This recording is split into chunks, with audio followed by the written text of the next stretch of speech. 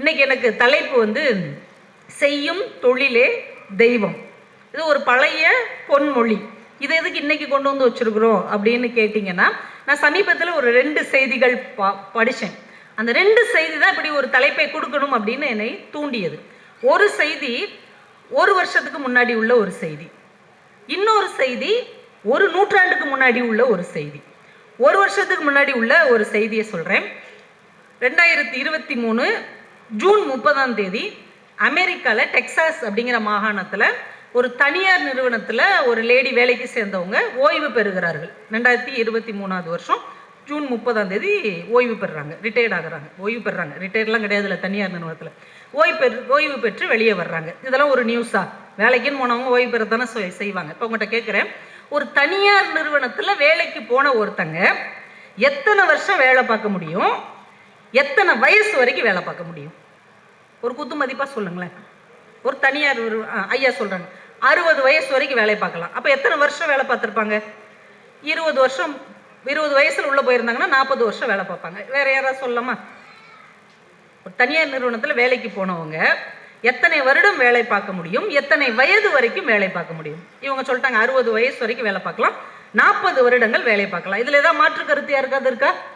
இல்லை, இதுதானே நம்மளால் முடியுது. ஒரு மனிதனால் ஆகக்கூடியது 60 வயசு தான். அதனால தான் கவர்மெண்ட்லேயே இந்த வயசு வரைக்கும் நீ வேலை பார்த்தா போதும், நீ வீட்டை பார்க்க போன்னு நம்மளுக்கு ஓய்வு கொடுத்து அனுப்பிடுறாங்க. ஆனால் அந்த தனியார் நிறுவனத்தில் வேலை பார்த்த அந்த பெண்ணுடைய பேர் மெல்பா மெபென். அவங்க எத்தனை வருஷம் வேலை பார்த்தாங்க தெரியுமா? 74 வருஷம் வேலை பார்த்தாங்க. எத்தனை வயசு வரைக்கும் தெரியுமா? 90 வயசு வரைக்கும் வேலை பார்த்தாங்க. அவங்க ஓய்வு பெறும்போது அவங்களுக்கு வயது 90. 16 வயதில் ஒரு ஷாப்பிங் மாலில் ஒரு லிஃப்ட் ஆப்ரேட்டராக அந்த லேடி வேலைக்கு சேர்ந்துருக்கிறாங்க. 74 வருடம் ஒவ்வொரு துறையாக முன்னேறி அந்த நிறுவனத்தின் மிகப்பெரிய பொறுப்பு வரைக்கும் 74 வருடம் வேலை பார்த்து 90 வயதில் ஓய்வு பெற்று வீட்டுக்கு வந்திருக்கிறார். இது கூட பெரிய விஷயம் இல்லைங்க. இன்னும் பெரிய அதிசயம் என்ன தெரியுமா? இந்த 74 வருடங்களில் ஒரு நாள் கூட அவங்க விடுமுறையை எடுக்கவில்லை. பதட்டமாக இருக்குல்ல? என்னடா பொங்கல் லீவு எப்படா வரும்னு இப்போதான் நம்ம கேலண்டர் எடுத்து பார்த்துட்டு இருக்கோம். ஒரு அம்மா அமெரிக்காவில் உட்காந்துட்டு லீவே எடுக்காமல் 90 வயசு வரைக்கும் வேலை பார்த்துருக்குன்னா என்ன அர்த்தம்? செய்யும் தொழிலே தெய்வம். இன்னைக்கும் அப்படி அமெரிக்காவிலே இருக்கிறார்கள். 1 நூற்றாண்டுக்கு முன்னாடி ஒரு விஷயம் நான் சொன்னேன் இல்லையா? 1 நூற்றாண்டுக்கு முன்னாடி நடந்த ஒரு சம்பவம். 150 வருஷத்துக்கு முன்னாடி ஒரு ஆசிரியர் ஒரு மாணவருக்கு எத்தனை வருஷம் பாடம் எடுக்க முடியும்? ஒரே ஒரு மாணவருக்கு, ஒரு ஆசிரியர் ஒரே மாணவருக்கு எத்தனை வருஷங்க பாடம் சொல்லி கொடுக்க முடியும்? 16 வருஷமாம்மா, 14 இயர்ஸ், 14 வருஷம். ஏன்னா அவன் எல்கேஜிலேருந்துன்னு வச்சா கூட 12th முடிகிற வரைக்கும் 14 வருடங்கள் ஒரு ஆசிரியர் ஒரே மாணவனுக்கு அதே வகுப்பு ஆசிரியராக இருந்தால் பாடம் எடுக்க முடியும்னு சொல்லிட்டாங்க. ஆனால் ஒரே ஒரு ஆசிரியை தன் ஒரே ஒரு மாணவிக்கு 49 வருடங்கள் பாடம் நடத்தி இருக்கிறார். தன் வாழ்க்கையின் கடைசி நாள் வரைக்கும் பாடம் எடுத்திருக்காங்க. அந்த ஆசிரியைக்கு பெயர் ஆனி சல்லிவன், அந்த மாணவிக்கு பெயர் ஹெலன் கெல்லர். காது கேட்காத, வாய் பேச முடியாத, கண் பார்வை திறன் இல்லாத ஒரு மாணவி, 7 வயது குழந்தை இந்த ஆசிரியையிடம் ஒப்படைக்கப்படுகிறார். அப்போ இந்த ஆசிரியைக்கு ஒரு 20-21 வயது. ஒன்றுமே இல்லை. நீங்கள் எப்படி அந்த பொண்ணுக்கு பாடம் சொல்லி தருவீங்க? வாட்டர் அப்படின்னு ஒரு வார்த்தை சொல்லி கொடுக்கணும். இவங்க என்ன பண்ணுவாங்க தெரியுமா? அந்த குழந்தையோடைய கையை தன்னுடைய தொண்டைக்குழியில் வைத்து வாட்டர் WWWன்னு அந்த வார்த்தையை உணர வைப்பாங்க, அந்த எழுத்தை. அப்புறம் கையில் அந்த டபிள்யூவை எழுதி காமிப்பாங்க. அப்புறம் வாட்டர்னா என்னங்கிறத குழாயை திறந்து அந்த தண்ணியை கையில் பிடிச்சி காமிப்பாங்க. இப்படி ஒவ்வொரு வார்த்தையாக அந்த பொண்ணுக்கு சொல்லி கொடுத்து 6 மாசத்துல 550 வார்த்தைகள் சொல்லி கொடுத்துருக்குறாங்க. இந்த 49 வருஷம் அவங்க கற்றுக் கொடுத்தாங்கல்ல, அந்த கண் பார்வையற்ற, காது கேட்காத, வாய் பேச முடியாத அந்த ஹெலன் கெல்லர் என்ன கற்றுக்கிட்டாங்க தெரியுமா? 48 நாடுகளுக்கு சென்று சொற்பொழிவு ஆற்றினார், 12 புத்தகங்கள் எழுதினார், 5 மொழிகளை கற்றுக்கொண்டார். இது எல்லாம் யாரால் சாத்தியம்? ஒரே ஒரு ஆசிரியையால் சாத்தியம். அப்ப தான் செய்கிற ஒரு வேலையை, தான் செய்கிற ஒரு தொழிலை தெய்வத்தை தாண்டி அவர்கள் நினைத்திருந்தால் தானே இந்த அளவுக்கு சாத்தியப்படுத்தி இருக்க முடியும். உண்மையா இல்லையா? இன்னைக்கு நம்ம தலைமுறை பிள்ளைகள்கிட்ட கேட்குறோம், முதல் நாள் பார்க்கும்போது சொல்கிறான், அந்த ஒரு பெரிய கம்பெனி பேரை சொல்லி அங்கே வேலைக்கு சேர்ந்துட்டேன்றான். ஒரு 4 மாதம் கழித்து அவனை பார்க்கும்போது என்னடா வெளியில் வந்துட்டேன். ஏன்? செட் ஆகலை. என்னது செட் ஆகலை? வேலை செட் ஆகலை. 2 வருஷம் கழித்து பார்த்தா 8 கம்பெனி மாறி இருக்கிறான். ஏன்? செட் ஆகலை. எது செட் ஆகலை? அர்ப்பணிப்பு உணர்வு என்பது இன்றைக்கு நம் பிள்ளைகளிடம் நிறைய குறைந்து கொண்டு வருகிறது என்பதுதான் இதற்கு அர்த்தம். ஒரு இடத்துக்கு போனோம்னா அதை உணர்வு பூர்வமாக அந்த வேலையை, அது என்ன வேலையாகவும் இருக்கட்டும், அது என்ன தொழிலாகவும் இருக்கட்டும், அதை உணர்வு பூர்வமாக செய்ய வேண்டும் என்கின்ற எண்ணம் இன்றைக்கு குறைந்து கொண்டே வருகிறது. அந்த குழந்தைகளுக்கு தான் இந்த சொற்பொழிவு. நான் எங்கள் கரிசல் பூமியிலேருந்து வரேன்னு சொன்னேன் இல்லையா, எங்கள் கரிசல் பூமியின் எழுத்தாளர் கு அழகிரிசாமின்னு ஒரு அற்புதமான எழுத்தாளர். வாய்ப்பு கிடைக்கும் போது அவருடைய கதையெல்லாம் படிங்க, ரொம்ப நல்லா இருக்கும். எங்கள் தெற்கத்தி பக்கத்தின் உள்ள நிறைய விஷயங்களை நீங்கள் அதில் கற்றுக்கொள்ள முடியும். அவர் குமாரபுரம் ஸ்டேஷன் அப்படின்னு ஒரு கதை எழுதியிருக்கிறார். குமாரபுரம் ஸ்டேஷன். நீங்கள் கோவில்பட்டின்னு ஒரு ஊர் கேள்விப்பட்டிருக்கீங்களா? கடல மிட்டாய்க்கெல்லாம் ஃபேமஸ். எங்கள் ஊர் கேள்விப்பட்டிருக்கீங்களா? ராஜபாளையம். ராஜபாளையம் எதுக்கு ஃபேமஸ்ஸு? எனக்கு ஃபேமஸ்ன்னு சொல்லாதீங்க. என்ன? நாய்க்கு தான் ஃபேமஸ். நாய்க்கும் ஃபேமஸ்ஸு, எனக்கும் ஃபேமஸ்ஸு. சரியா? நம்மால் 2 பேர் இருக்காங்கப்பா. இந்த கோவில்பட்டிக்கு பக்கத்தில் ஒரு 7 கிலோமீட்டர், ஒரு 7 மைல் தொலைவில் குமாரபுரம் ஸ்டேஷன் ஒரு ஸ்டேஷன். எந்த காலத்துலேயும் வெள்ளைக்காரங்க காலத்தில் கட்டப்பட்ட, ஏதோ ஒரு காரணத்துக்காக கட்டப்பட்ட ஒரு ஸ்டேஷன். கதை குமாரபுரம் ஸ்டேஷனுங்கிறது ஒரு கதை. அப்படிப்பட்ட ஒரு ஸ்டேஷனுக்கு எப்பயாவது மனுஷங்க வந்து இறங்குவாங்க, இல்லைன்னா அது பாட்டுக்கு ஒரு நிமிஷம் நிற்கும், போயிட்டே இருக்கும். அப்படி ஒரு அத்துவான காடு உள்ள ஒரு ஸ்டேஷன். அந்த ஸ்டேஷனுக்கு புதுசாக ஒரு ஸ்டேஷன் மாஸ்டர் வர்றார். அவரை பார்க்கறதுக்கு கோவில்பட்டியிலேருந்து அவருடைய நண்பர் ஒருத்தர் வர்றார். சின்ன வயசில் அவங்க ஒன்றா படித்தவங்க, ரொம்ப அன்பாக இருந்தவங்க. இவர் இன்வைட் பண்ணியிருக்கிறாருன்னு அவர் வர்றார். இவருக்கு ஒரு 2-3 நாள் லீவு கிடைக்குது. இந்த ஸ்டேஷனுக்கு வந்து தன் நண்பருடைய வீட்டில் தங்கி சாப்பிட்டுட்டு இவர் கூட ஸ்டேஷனுக்கு வந்துடுவார். ரொம்ப அழகாக நிறைய பூக்கள்லாம் உதிர்ந்து கிடக்கிற ஒரு அழகான ஸ்டேஷன். அதனால் அங்கே உள்ள பெஞ்சில் உட்காந்து இவர் கொண்டு வந்த புத்தகங்கள் எல்லாம் வாசித்துட்டு இருப்பார். ரொம்ப நல்ல மனிதர், வாசிக்கக்கூடிய ஒரு பழக்கம் உள்ள ஒரு நல்ல மனிதர். சுப்புராமையர் அப்படின்னு அவருக்கு பேர். அவர் தோற்றமே ரொம்ப அழகாக இருக்குது. கம்பீரமாக அங்கவஸ்திரம், ஒரு கோட்லாம் போட்டு கையில் புத்தகம்லாம் வச்சு பார்க்குறதுக்கே ரொம்ப ஜோராக இருக்கிறார். 2-3 நாள் அவங்க உட்காந்து பழைய கதைகள் எல்லாம் நண்பர்கள் பேசி தீர்த்து இன்னைக்கு நான் கிளம்புறேன்டான்னு கிளம்புறாரு. காலையில் அந்த ஸ்டேஷனில் உட்காந்துருக்கிறார். கிளம்பி அவர் ஊர் கோவில்பட்டிக்கு போகிறதுக்கு தூரத்துல இருந்து ஒரு வயதான பெரியவரும் 4 சின்ன பசங்களும் குடுகுடுன்னு ஓடி வர்றாங்க.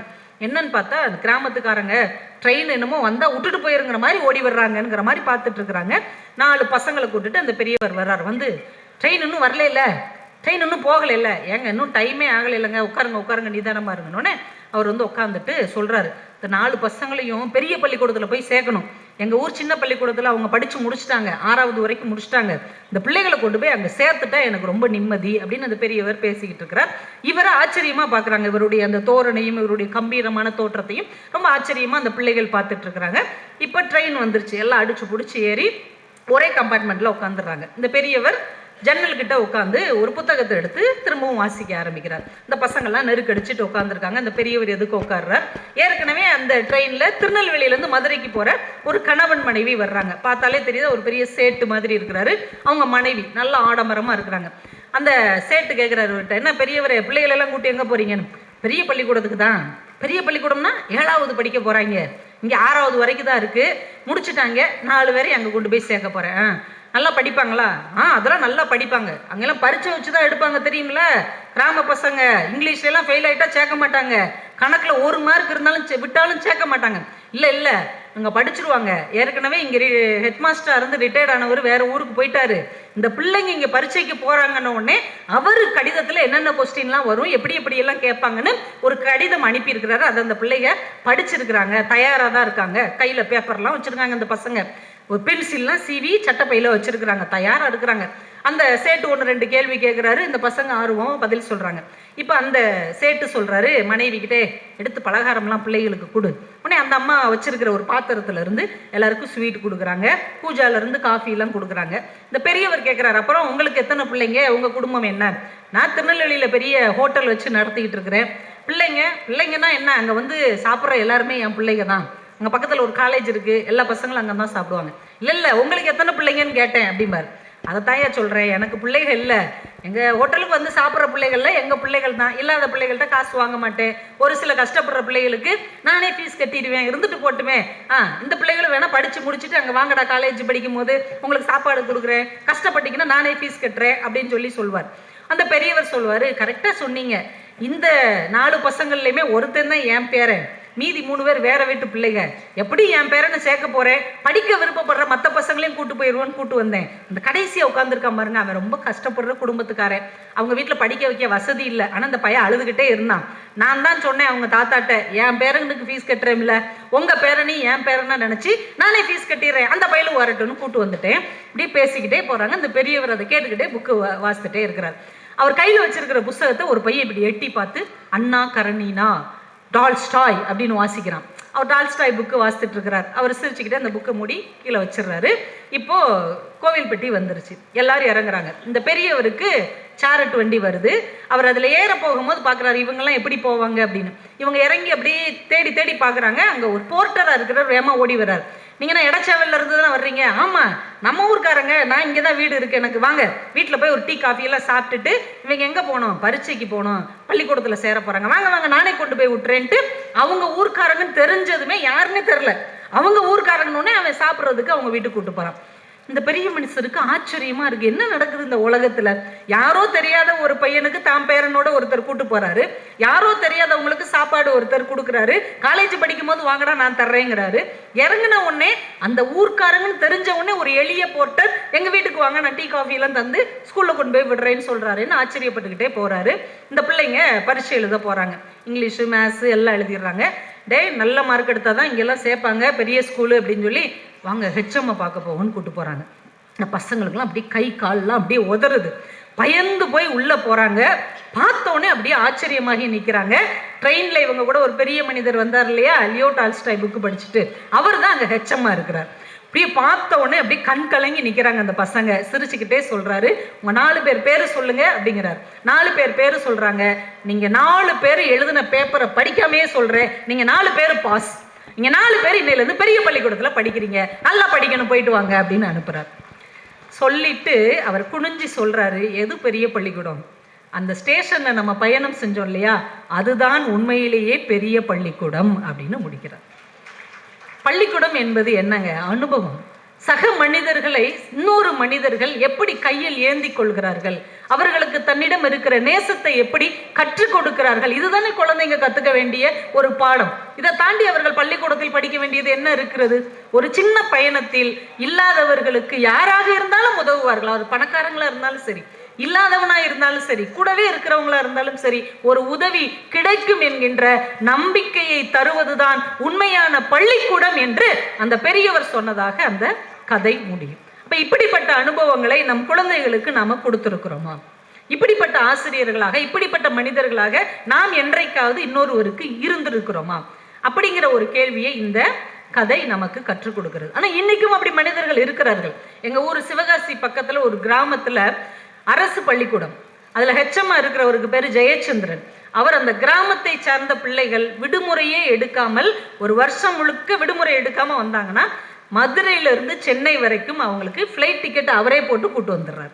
திரும்பி போகும்போது ட்ரெயின்ல கூட்டு போறார், தான் சொந்த செலவுல. அவர் சொல்லுகிறார், விடுமுறையே எடுக்காமல் இந்த பிள்ளைகள் வந்தால் நன்றாக படிப்பார்கள், ஒரு உயர போகிற ஒரு கனவை நான் அவர்களுக்கு கொடுக்கிறேன், வாழ்க்கையில் நன்றாக படித்தால் உயரத்திற்கு வர முடியும் என்கின்ற நம்பிக்கையை என்னால் கொடுக்க முடிகிற போது அதை நான் செய்யத்தான் செய்வேன் என்று சொல்லுகிறார். இன்னைக்கும் இப்ப நம்ம கண்ணுக்கே தெரியாம எவ்வளவோ நல்ல மனிதர்கள் தான் செய்கிற தொழிலை சம்பளத்தை தாண்டி நேசித்து கொண்டிருக்கிறார்கள். தூத்துக்குடியில பொன்மாரியப்பன் ஒருத்தர் இருக்கிறார், சலூன் கடை தாங்க வச்சிருக்கிறார். அவருக்கு பிரதமர் போன் பண்ணி பேசுறார், முதலமைச்சர் அவரை பாராட்டுறார், எழுத்தாளர்கள்லாம் அவரை கொண்டாடுறாங்க. எதுக்கு? சலூன் கடை வச்சிருக்கிறதுக்கா? அவர் சலூன் கடையில் பாதி இடத்தை ஒதுக்கி நூலகம் நடத்துகிறார். புத்தகங்கள் அவர் செலவுல வாங்கி வச்சிருக்கிறார். முகம் திருத்த வருவார்கள் இல்லையா, முடி திருத்த வருவார்கள் இல்லையா, அவங்களெல்லாம் உட்கார வச்சு ஏதாவது ஒரு புத்தகம் படிக்க சொல்லுகிறார். ஒரு புத்தகம் அவர்கள் முழுமையாக படித்தால் 30% தள்ளுபடி கொடுக்கிறார். முடி திருத்த வந்தவர்களின் மூளையை திருத்தி அனுப்புகிற ஒரு மனிதன் இதே தமிழ்நாட்டில் ஒரு தெக்கோடி நகரத்தில் வாழ்ந்து கொண்டிருக்கிறார். பொன் மாரியப்பன் அப்படின்னு அவருக்கு பேர். எஸ் ராமகிருஷ்ணன் அவருடைய பிறந்த நாளுக்கு தூத்துக்குடி முழுக்க ஹாப்பி பர்த்டேன்னு ஓட்டுவார். ஒரு எழுத்தாளருக்கு பர்த்டே கொண்டாடி பார்த்துருக்கிறீங்களா? சினிமா நடிகர்களுக்கு நடிகைகளுக்கு கொண்டாடுகிற இளைஞர்களுக்கு மத்தியில் எழுத்தாளனுக்கு பிறந்த நாள் கொண்டாடுகிற ஒரு மனிதன் தூத்துக்குடியில் இருக்கிறான். இப்படியும் மனிதர்கள் நம்மிடையே வாழ்ந்து கொண்டுதான் இருக்கிறார்கள் என்பதுதான் செய்யும் தொழிலே தெய்வம். அந்த தொழிலை அவர்கள் எப்படி பார்க்கிறார்கள் என்பதில் தான் இருக்கிறது. நீங்க கண்டக்டர் அப்படின்னு சொல்லிட்டாலே உங்களுக்கு என்ன தோணும் மனசுல?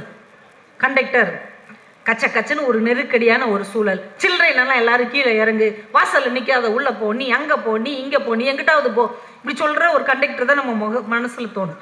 ஆனால் கோயம்புத்தூர்லேருந்து மதுரைக்கு கவர்மெண்ட் பஸ்ஸுக்கு ஒரு நடத்துனர் இருக்கிறார், சிவசண்முகம்னு பேர். எல்லாரும் ஏறி உட்காந்தோடனே இவர் மேலே ஏறி வந்துட்டு, எல்லாருக்கும் வணக்கம், எல்லாரும் ஏதாவது ஒரு முக்கியமான காரியமாக தான் இன்னொரு ஊருக்கு போவீங்க, நீங்கள் போகிற காரியம் நல்லபடியாக நடக்கணும், உங்கள் எல்லாருக்கும் என்னுடைய வாழ்த்துக்கள், ஏதாவது வாந்தி வர்ற மாதிரி இருந்தால் சொல்லுங்கள், ஒரு நிமிஷம் பஸ்ஸை நிப்பாட்ட சொல்கிறேன், இந்த கடலை எல்லாம் தின்ட்டு பஸ்ஸில் போடாதீங்க, ஒரு கவர் முன்னாடி வச்சுருக்கேன் அதில் எடுத்து போடுங்க, உங்கள் பயணம் இனிமையாக அமையட்டும் அப்படின்னு சொல்லிட்டு டிக்கெட் கொடுக்க ஆரம்பிக்கிறார். எல்லாரும் செய்கிற ஒரு வேலை தாங்க, எல்லாரும் செய்கிற ஒரு தொழில் தான். ஆனால் அதில் எந்த அளவுக்கு மனிதத்தை கலக்க முடியும் என்று ஒருவர் யோசிக்கிறார் என்றால் அது எவ்வளோ பெரிய ஆச்சரியமாக இருக்கிறது. இன்னைக்கு இந்தியாவிலேயே 2வது மிகப்பெரிய புத்தக கண்காட்சி நடைபெறுகிற இடம் என்றால் அது நம்முடைய சென்னை புத்தக கண்காட்சி தான். இந்தியாவிலே மிகப்பெரிய 2வது இடம். முதல் இடம் கொல்கத்தா. இப்போ அவ்வளோ பெரிய புத்தக கண்காட்சி நடக்கிற ஒரு ஊர். 48 வருடங்களாக இதை இவ்வளவு சிறப்பாக நடத்தி கொண்டிருக்கிறார்கள். இந்த ஆண்டு என்ன ஸ்பெஷல் இந்த சென்னை புத்தக கண்காட்சியில் அப்படின்னு நிறைய பேர்கிட்ட பேசும்போது கேட்கும்போது ஒவ்வொருத்தங்களும் ஒவ்வொரு புத்தகங்களை பற்றி, இங்கே இருக்கிற பேச்சாளர்களை பற்றி, ஏதாவது புதிய படைப்புகளை பற்றி ஒவ்வொருத்தரும் ஒவ்வொரு கருத்து சொன்னாங்க. ஒரு விளம்பரத்தில் ஒரு வார்த்தை வரும், 1 ரூபாயில் என்ன வாங்க முடியும் அப்படின்னு ஒரு விளம்பரம் நீங்கள் கேட்டிருக்கீங்க இல்லையா? அந்த விளம்பரத்துக்கு ஈடாக இன்னைக்கு 1 ரூபாயில் ஏதாவது வாங்க முடியுமா? நம்ம வீட்டில் இருக்கிற ஒரு 5 வயசு குழந்தைகிட்ட நீங்கள் 1 ரூபாய் கொடுத்தா கூட அது வாங்காது, இதை நீயே பத்திரமா வச்சுக்கோ அப்படின்னு சொல்லிடும். ஏன்னா 1 ரூபாய் அப்படிங்கிறது ஒரு விலை மதிப்பே இல்லாத ஒரு பணமாக பார்க்கப்படுகிறது. எங்கள் தெருவில் ஒரு நாள் யானையை கூட்டுட்டு ஒருத்தர் வந்தார். 5 ரூபாய் கொடுத்தோம், யானை தூக்கி எரிஞ்சிருச்சு. 10 ரூபாய்க்கு குறைஞ்சி யானை யாருக்கும் ஆசீர்வாதம் பண்ணாது அப்படின்னு அந்த பாகன் சொல்கிறார். ஆச்சரியமாக இருந்தது. யானைக்கு கூட பணத்துடைய வேல்யூ தெரியுது. யாசகம் செய்கிற ஒரு மனிதர் நம்மக்கிட்ட முதலே சொல்லிடுறார், 20 ரூபாய் கொடுங்க, அப்போ தான் ஒரு டீயும் அடையும் வாங்க முடியும், நீங்கள் பாட்டுக்கு 5 ரூபாய் 10 ரூபாய் கொடுத்து உங்களை நீங்கள் அவமானப்படுத்திக்காதீங்க அப்படின்றாங்க. அந்த அளவுக்கு பணத்தின் மதிப்பு எங்கேயோ போய்கொண்டு இருக்கிற ஒரு நேரத்தில் சென்னை புத்தக கண்காட்சியில் 1 ரூபாய்க்கு என்ன வாங்க முடியும் என்றால் 1 ரூபாய்க்கு ஒரு புத்தகம் வாங்க முடியும். அவ்வளோ ஆச்சரியமான விஷயம். A4 ஷீட்டே ஒரு பேஜ் ஒரு பேப்பர் 1 ரூபாய். ஆனால் சென்னை புத்தக கண்காட்சியில் ஒரு புத்தகம் 1 ரூபாய்க்கு விற்கப்படுகிறது. விஷ்ணுபுரம் சரவணன் அவர்கள் எழுதிய கயிறு அப்படிங்கிற குழந்தைகளுக்கான சிறுவர்களுக்கான ஒரு புத்தகம் சீர் வெளியீட்டில் 1 ரூபாய்க்கு விற்கப்படுகிறது. நம்ம குழந்தைகளுக்கு அதை வாங்கி கொடுத்து அவர்களுடைய சிந்தனையை விரிவுபடுத்த வேண்டும் என்பதற்காகவே ஒரு புத்தகத்தையே 1 ரூபாய்க்கு கொடுக்குறாங்க. கயிறு அப்படின்னு அந்த புத்தகத்துக்கு பேர். ஒரு கயிறு என்ன வேலை செய்யும்? பிரிஞ்சு கிடக்கிறதெல்லாம் இழுத்து ஒன்றா கெட்டும். ஒன்றாக கட்டப்படுகிற ஒரு பொருளுக்கு தான் கயிறு அப்படின்னு பேர். ஆனால் இன்னும் நீங்கள் தெக்கத்தி பக்கம் வந்தீங்கன்னா பள்ளிக்கூடம் படிக்கிற பசங்க ஒவ்வொருத்தங்க கையிலையும் ஒரு கயிறு கட்டியிருப்பாங்க. ஒவ்வொரு கயிறும் ஒரு ஜாதியை குறிக்கிற கயிறாக இருக்கிறது. பிரிந்த பொருட்களை ஒன்று சேர்க்கிற கயிறு ஒன்றாக இருக்கிற மனிதர்களை ஜாதியாக பிரிக்க பயன்படுகிறது. எவ்வளவு வேதனைக்குரிய விஷயம். அது மாற்றப்பட வேண்டும். அந்த குழந்தைகளின் மனதிலே ஒரு ஒற்றுமையை உருவாக்க வேண்டும் என்பதற்காக அந்த கயிறு என்கின்ற குழந்தைகளுக்கான அந்த புத்தகம் 1 ரூபாய்க்கு இந்த புத்தக கண்காட்சியில் விற்கப்படுகிறது. தயவு செய்து இங்கே இருக்கிற பெரியவர்கள், உங்கள் வீட்டில் சின்ன பசங்க, டீனேஜ் பசங்க இருந்தாங்க அப்படின்னா, வெளியூரில் உங்கள் சொந்தக்கார பையங்க இருந்தாங்கன்னா கூட அந்த புத்தகத்தை வாங்கி அவர்களுக்கு பரிசாக கொடுத்து ஒரு முறை அவர்களை வாசிக்க சொல்லுங்கள். அந்த புத்தகத்தை ஒரு முறை வாசித்தால் இந்த சாதி அப்படிங்கிற ஒரு கீழ்மையிலிருந்து அவர்கள் வெளியே வருவதற்கு அது மிகப்பெரிய ஒரு வாய்ப்பை அளிக்கும் என்பது ஒரு மறுக்க முடியாத ஒரு விஷயம். மு. முருகேஷ் அப்படின்னு ஒரு கவிஞர் இருக்கிறார். அவர் அழகான ஒரு வார்த்தை சொன்னார், சுவாசிக்கிற குழந்தை வாழும், சுவாசிக்கிற குழந்தை வாழும், வாசிக்கிற குழந்தை தான் வளரும் என்று எழுதினார். நம்ம வீட்டு பிள்ளைங்க நல்லா வாழணுங்கிறதுக்காக என்னென்னமோ கொடுக்குறோம். ஆனால் அவர்கள் புத்தியில் வளர வேண்டும் என்பதற்காக நீங்கள் எதையாவது கொடுக்க வேண்டும் என்றால் தயவு செய்து இங்கே விற்கப்படுகிற புத்தகங்களை அவர்களுக்கு வாங்கி கொடுங்கள். ஏன்னா அந்த புத்தகம் நமக்கு என்ன கற்றுக் கொடுக்கும்? புத்தகம்னு சொல்கிறோம்ல, என்னங்க சொல்லுன்னா சும்மா ரொம்ப சாதாரணமாக நான் பரமசிவம்னு எங்கள் தெற்கத்தி பக்கத்து ஒரு ஆய்வாளர், அவருடைய புத்தகம் ஒன்று வாசிக்கும் போது ஒரு விஷயம் ரொம்ப ஆச்சரியமாக இருந்தது. இப்போ நீங்கள் மருத்துவமனைக்கு போகிறோன்னு வைங்களேன், ஒரு கன்சீவாக இருக்கிற ஒரு லேடியை நீங்கள் அழைச்சிட்டு போகிறீங்க, ஒரு கர்ப்பிணி பெண் நீங்கள் அழைச்சிட்டு போகிறீங்க. அவங்க என்ன சொல்லுவாங்க? டாக்டர்கிட்ட போய் ஒரு பேஷண்ட் வந்திருக்காங்க அப்படி தானே சொல்லுவாங்க. கர்ப்பிணி பெண் பேஷண்ட்டா? புள்ளத்தாச்சி பெண் நோயாளியா? இல்லை இல்லை, அதை அவர் பதிவு செய்கிறார். கர்ப்பிணி பெண்ணை நோயாளியாக பார்ப்பதுதான் உங்களுடைய நகரத்தின் மருத்துவ சொல்லாடலாக இன்றைக்கு மாறி இருக்கிறது. அப்படி என்றால் பிள்ளை பெறுதல் நோய்மையா? நம்ம என்னைக்கா யோசிச்சு பார்த்தோமா? ஆஸ்பத்திரிக்கு யார் போனாலும் அவங்க பேஷண்ட்டு தான். சும்மா ஒரு கன்சல்டிங்க்கு போனால் கூட அவங்க நோயாளி தான். நமக்கு அறிவு நிறைய வளர்ந்திருக்கிறது. அறிவியல் வளர்ச்சி இன்றைக்கு மிகப்பெரிய அளவில் விரிவடைந்து கொண்டே போகிறது. ஆனால் மனிதம் சார்ந்த சொல்லாடல் இன்றைக்கு எங்கே போயிருக்கிறது? சாதாரண மருத்துவச்சிட்ட ஒரு பெண்ணை கூட்டு போனோம்னா பிள்ளத்தாச்சி பொண்ணு வந்திருக்கு அப்படிதான் சொல்லுவாங்களே தவிர ஒரு நோயாளி வந்திருக்கிறாள் என்று ஒருபோதும் சொல்ல மாட்டார்கள். ஆனால் நம்ம அறிவு வளர வளர ஒரு சாதாரண இயல்பான எளிமையான அழகான வார்த்தை கூட ஒரு நோய்மை வாய்ப்பட்டதாக மாறிக்கொண்டிருக்கிறது என்பதை ஒரு புத்தகத்தை நம்ம லேசாக புரட்டும் போதே அறிந்து கொள்ள முடிகிறது என்றால் இந்த புத்தகம் எவ்வளவு புதையல்களை தனக்குள் வைத்திருக்கிறது என்பதை நாம உணர்ந்து கொள்ள வேண்டும். அறிவு வளர்வதற்கு நிறைய இருக்கு பிள்ளைங்கள்ட்ட. ஆனால் மனிதம் வளர்வதற்கான விஷயம் இங்கே இருக்கிற புத்தகங்களிடம் மட்டும்தான் இருக்கிறது என்பதை நாம மறந்துவிடக்கூடாது. ஒன்றும் இல்லை, நம்ம குடும்பத்தோட ஒரு ஹோட்டலுக்கு சாப்பிட போறோம்னு வைங்களேன், ஒரு சனிக்கிழமையோ ஞாயிற்றுக்கிழமையோ. இன்னைக்கு குடும்பத்தோட ஹோட்டல் போறது ஒரு ஃபேஷன் ஆயிடுச்சுல்ல. அந்த காலத்துல ஹோட்டல்ல போய் சாப்பிட்டா அதை ஒரு அவமானமா நினைச்சாங்க. உண்மையா இல்லையா?